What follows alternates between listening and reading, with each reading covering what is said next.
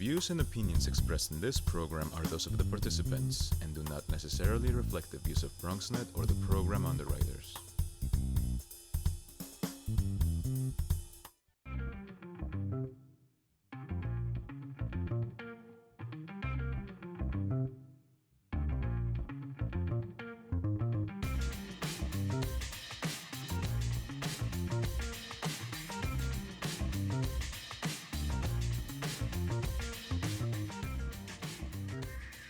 Hey everybody, it's time for the Bronx Buzz. This is the program on Bronxnet television where we talk to journalists, to videographers, to filmmakers, to authors, and I said that with emphasis for a reason, and anybody really involved in putting stuff out in the borough of the Bronx. And this evening we have two really cool segments. We're going to talk with a Bronx author who is writing children's books. We love our children, of course.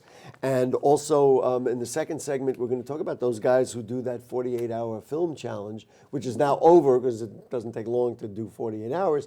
And they're going to present some of the stuff that they have done and really what was a wonderful experience. But it is my pleasure to welcome Doreen Barnett, Yes. who is the aforementioned children's book author. Nice to have you with us, Doreen. Thank you. Talk a little bit about how you got started. I mean, these are the books, and we're going to go through them, and I love them. They touched me, but wait till they do something for your kids. But how did you get into writing children's books?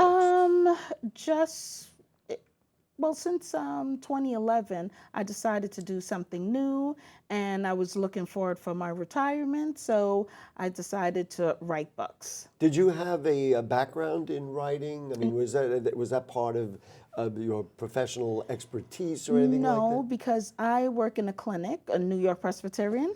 Okay. Yes. We have no problem with that. So I love working with children and etc. So And what do you still do, or you did? I'm still Okay. And there. what do you do at that clinic? I'm a medical assistant, Okay. and I do children, I do adults, Notice how everybody. the word children made us smile. That's a clue. That's a hint. And so you just said, hey, this would be a good idea. I have something I want to Yes. relate. Yes. Now, the books are, one is daycare. Yes. Curtis' friends are getting fit, so we're Yes. doing good things for our kids, teaching kids how to go to the market and going to the doctor's office. So there's a Yes. point of view here. Talk to me about your ideas and your point of view. Okay, so Curtis going to the doctor's office, it's just letting them know, what to expect at the doctor's office, so the fear won't be there. So that's why I made the story for Curtis going to the doctor's office. Then there's the one that's going to the market. So Teaching kids what to do in the store. for exactly. example. Instead of going for the potato chips bags, we're going to go for the fruits and the vegetables. And go. You did tell me this beforehand, Yes. but who is Curtis? Curtis is my son. Yes, and guess what? I figured she was going to say, well, he's a little boy, but he's 26 years He's old. 26 going on so this is 27. Mom remembering when Curtis was. Yes. There is, I just flipped through a couple of them. For an adult, it's not that hard to read them. But the one that I looked at, I want to get to it. There is trepidation for anybody, and I'm talking about children of older age going to school for the first day, Yes. etc. Think of a young child, 3 years old, 4-year-old, Yes. even younger, Yes. going to daycare for the first time. Yes, it's terror. Do you mind if I read? Sure. I'm just going to read. It's just adorable. By the way, you can get a bookmark. Yes. Here we go. Today I'm going to daycare for the first time. I'm scared. I hope to make friends there. Yeah. And then I took off my Spider-Man pajamas. I feel like I'm reading to children, right? That's how we do it when we do a book reading. Yes. I think I'm ready for the babysitter. My mom helped me pack my lunch. All these things are things that will make a child comfortable Yes. and help them ease through this this process of first day of school, especially daycare. Exactly. Where'd you come up with the ideas? Like you had to, I guess, revert back to when your son was younger. Exactly. So I used to take him to daycare center, drop him off, had to run back to work, then go from work, had to go pick him up. So these are things that I went through with my son, and that's how I wrote a book about it. Yes. Did you? This is a terrible question for a children's book writer.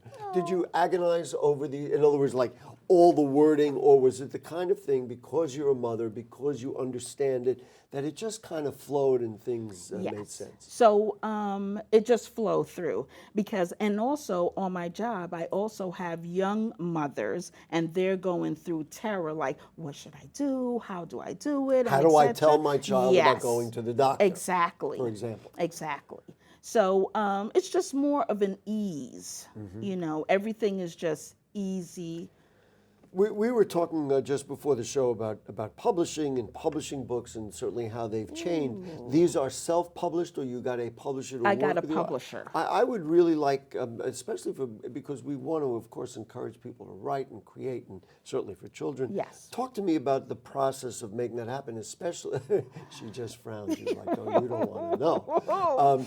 But especially for somebody without a credential, it's not like you say, well, I was a writer, I did all this stuff. Right. Explain how you got to the point where these are just, 5 lovely books, really? 4? 4? Yes, Sorry. yes, that's okay. We got to do teaching Gary to count. Go ahead, I'm sorry. That's okay. So the first process is, the best thing is to have your ideas. And then somebody will help you write it, correct it, and all of that stuff there. Then it comes to taking pictures, how you want it, the clothing wear, the hair, all of that. Detailed from detailed. Did they do that before they accepted you as a writer, or once they said, hey, we like these books and now let's work? In other words, did they want, especially for children's books, I mean, writing a manuscript is one thing, a longer manuscript is one thing, but a children's book, it's got to coordinate with the pictures. So just tell me about that process. I mean, so with them, they accept most of children's work regardless. So that's why I was able to get everything going through. and that's ex libris. Yes. That's what it's called, Yes, ex libris. ex libris. And in terms of, now the illustrator is Ronnie, is that, am I correcting that? 'Cause Yes. it's one N, so Yes. it's not Ronnie. Ronnie Pios. Yes. Okay. Were you, Ronnie, male or female? No, just he's wanna- male. Okay. Yes. So were you set up with Mr. Pios? Right. Over the specifically? phone. Over the phone? Over the phone. I don't know if I could handle. I Over think the I would. phone. And had you seen his work or anything like that? No, I did. I just said, let me just take a shot. Fascinating. Let me just take a shot. And how much input did you have into the illustration? 100%. Wow. 100%. Look at these. I'm going to put it right up to the camera. Look at these illustrations. They're beautiful and Thank clear you. Yes. for children to love. And I have to tell you, of course, in the old days, in the bad old days, we had children who looked a certain way and they were of a certain ethnicity. Right. These, as I told you, the minute I opened them up and we looked at the other children in here, these are Bronx children. Yes. I mean, so it was important. Yes, it's for us something to, you could say, well, this little boy looks exactly like the neighbor, rather than saying, who the hell is this Yeah, child? right. Yeah. Right. I guess the book must be about somebody else. Yeah, that kind of thing. Yes. What kinds of reactions? I mean, parents are one thing, but what kinds of? Do you find children's engage in them? They do. Like, I have one child right now. He has read the book so much that he knows it from word to word. Wow. Yes. And that must be gratifying. It is. Like, to be honest, a lot of times you're on TV and you don't know who's watching and you don't know who's listening. You don't quite get feedback. Yes. But when you work with children, so now have you done readings and those kinds of I've things? done readings on my job twice. So that's children in the hospital? Exactly. Wow. Exactly. So you have a captive audience. Yes. So you move, this is just wonderful. You move around room to room kind of thing, or do you sit them in a group? No. So on my job, there is, an area where there's reading, where the parents and the children sit together. So, we have just like a little space, and we have volunteers who read to the children. But because I have a book, I have the authority to read to the children. Read to the children. Yes. And terrible. I'm full of terrible questions today. Do you have a favorite out of this? So let's see. Curtis Goes to the Market. Curtis Daycare. Curtis Daycare. That's Because the one that's the focused on. first book. That and was also, the first one you did. The first one. Right. And also I had opened a daycare. Oh, well, Yes. well, do tell. So you really had firsthand understanding Exactly. of what a child goes Exactly. through. Tell me a little bit about that. So what happened was, She's I had an looking a little accident. shy.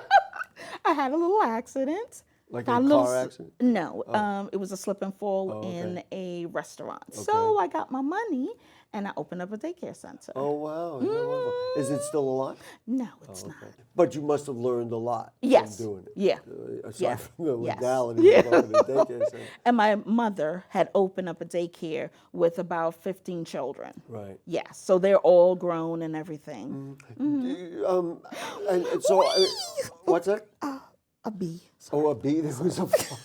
Don't worry. In the studio, they don't sting. Okay. I promise. Maybe it could be my yellow shirt. So this was a period of 8 years for the 4 books? Yes. Yes. And it costs money. It cost me in what way? Well, it's about $3,000 just for each book. Wow. To put them together. So you invested to make I it did. happen. I did. And do you have plans for others? Yes, I do. So Yes, do I tell. do. Yes, I do. So I have 2 more ready to go Ready on. to go, Yeah, wow. ready to go. So for, let's see, early childhood education, universal pre-K, 3K, Mm-hmm. all of the nursery schools and the wonderful daycare centers in the Bronx. These are great books to have around. How do they get them? Can they contact you? Do they just They have go to online? contact me first. Okay. Yes. Are they online? Are they available at Amazon or anything like that at this At point? Barnes and Noble. Barnes and Noble. Yes. There you go.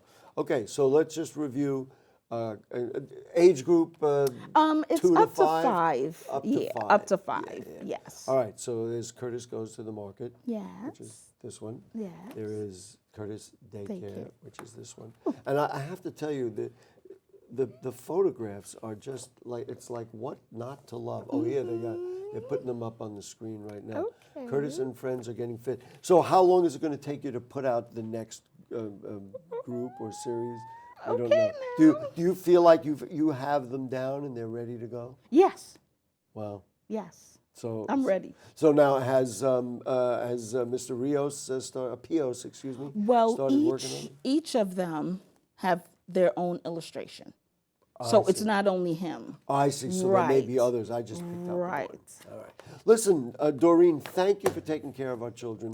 Thank you for helping them do their thing, and congratulations. And listen, from getting it from that to this is not an easy thing. And you were Exactly. dedicated and to help our kids. What could be better? Thank you so much. There she Okay. is, folks. Doreen Barnett, a children's book author, and the books are available at Barnes and Noble. Yes. Can they contact you? Email Yes. or something? What's Yes. the email? Facebook. It's better for the Gmail. Doreen Pittman at 13@gmail.com. Okay. Doreen Pittman, P-I-T-M-A-n or Yes. T-T? TTMAN P-I-T-T-M-A-N 13@gmail.com. Doreen, great. Thank you so much You're for taking care of our kids. welcome. We're going to take a break, and it's filmmaker time. Don't go away. Sure, I look cute now, but when my owner lost his job, it was rough. I was living on the street, and one night, me and this Cocker Spaniel got into it so bad, I wound up looking like an ice cream cone. I cried a little bit, but thankfully I got rescued, so I'm running, I'm jumping, all back to my old self, and I'm ready to give unconditional love, even if you put a lampshade on my head.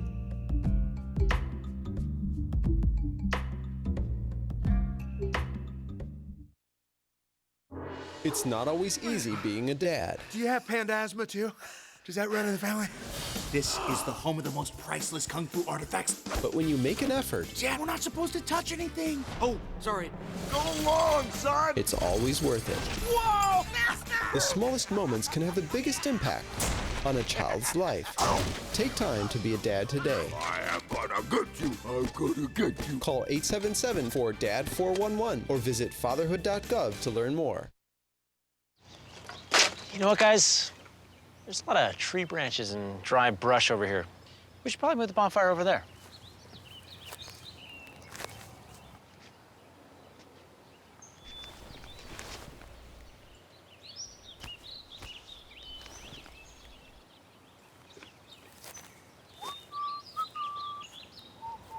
I'm guessing Smokey liked that idea.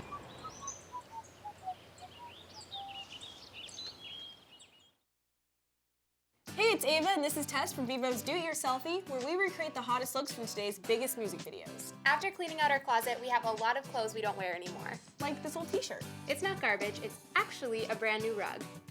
And to make it, all you need to do is cut, tie, and glue. Cut the t-shirt into strips. Tie the strips into knots. And glue the knots to the bath mat. I love it.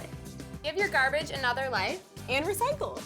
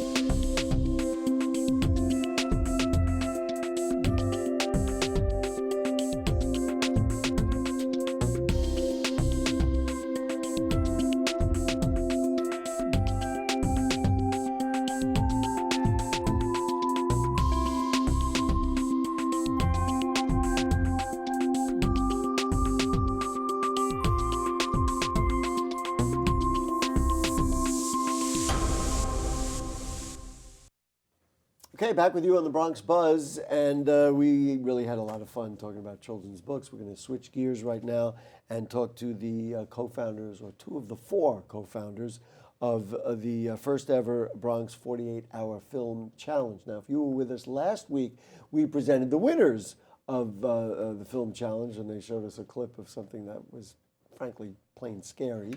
And, you know, within 60 seconds, Gary was frightened. But these folks founded the whole concept, which is just an unbelievable concept in the creative Bronx. So let's say good evening to Gregory Hernandez. Nice to have you with us. And Ayaris Perez. Nice to have you with us. Mr. Hernandez, you were with us before. Why don't you recap so people will understand what the heck was the 48-Hour Film Challenge? So it's a challenge where filmmakers have to write, shoot, and edit a film in 48 hours. They're given a series of required elements, so that way they don't know what kind of film they're going to make ahead of the challenge. So you're giving a character name, a line of dialogue, a prop, and a landmark, and you have to incorporate that into a story between 3 and 7 minutes. When I talked to the filmmakers last week, it occurred to me it was very much like a debate team. So that, you know, you're a debate team and you go and you practice and you do all this stuff, but then you show up at the competition and they give you a topic. You may have to argue a topic you don't like. I mean, you know, that kind of thing. How did you come up with the kind of the various elements? I mean, did you four sit together? Are you better at answering that, Ms. Perez? So we did have a line of dialogue, which was, we have that in the Bronx. And for the landmarks, we kind of just picked streets in the Bronx and just put it in a hat. So you got it, really? Yeah, they all picked it out of a hat. Just go back when you say line of dialogue.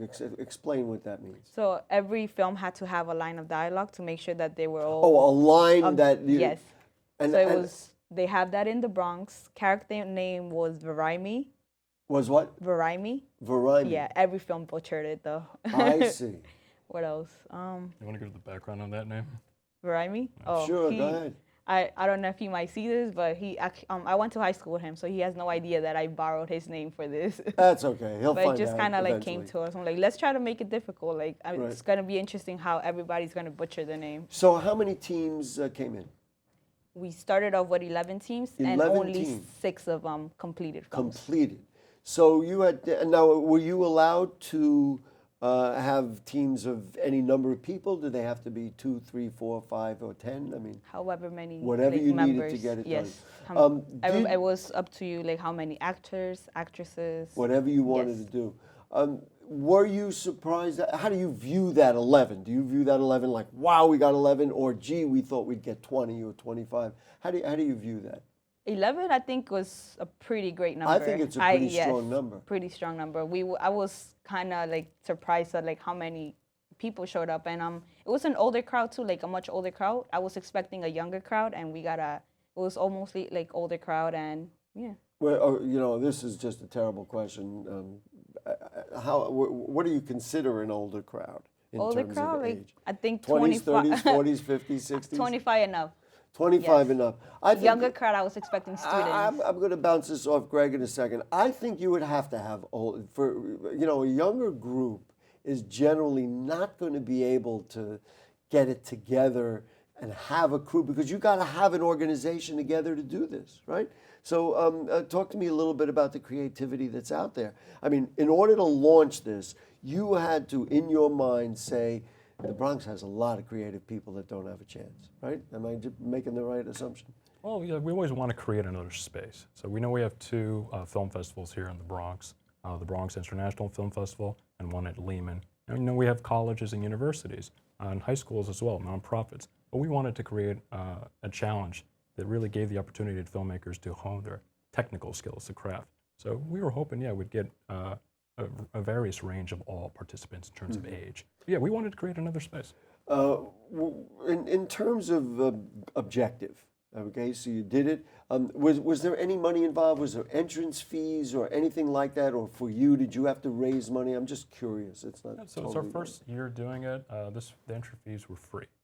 We did have some suggested donations for networking events and the kickoff event. However, mostly all of this was free, and it was raised out of our own out-of-pocket costs. We showed Nighthawk last week, or a clip from it.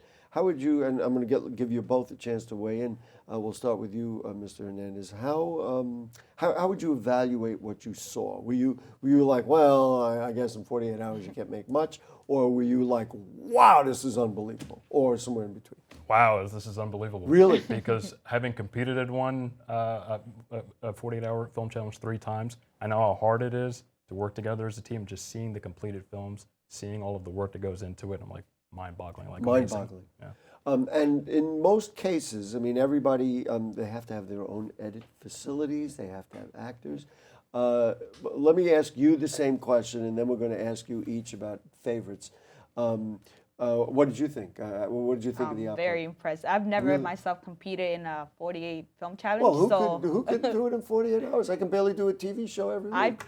I personally, I haven't participated because I thought it wasn't possible, but after seeing this, I'm ready to participate next year. Wow. I was going to ask you about that. Aside from Nighthawk, did you have favorites, or tell me about some of the other? Are you allowed to say? I mean, who judged? I mean, let's get into that. So I think we're allowed to say our favorites. We weren't the judges. We just, tallied all the results. We had 3 judges, one from Fordham University, one from the Bronx Documentary Center, and one from the Bronx Filmmakers Collective. So my favorite was one of 14. However, the best film, in my opinion, was Nighthawk. It was Nighthawk. What was, by the way, folks are going to get to see, this was actually the event, I guess, on the Friday when they put it together. What was really the criteria that you judged it on? I mean, the impact of it is one thing, but I guess there has to be technical considerations, right? I know for me the usage of the required elements and how it was properly incorporated into the story. So that way, in terms of how, the line of dialogue, the prop, the character, the landmark, how those are used to convey a story visually.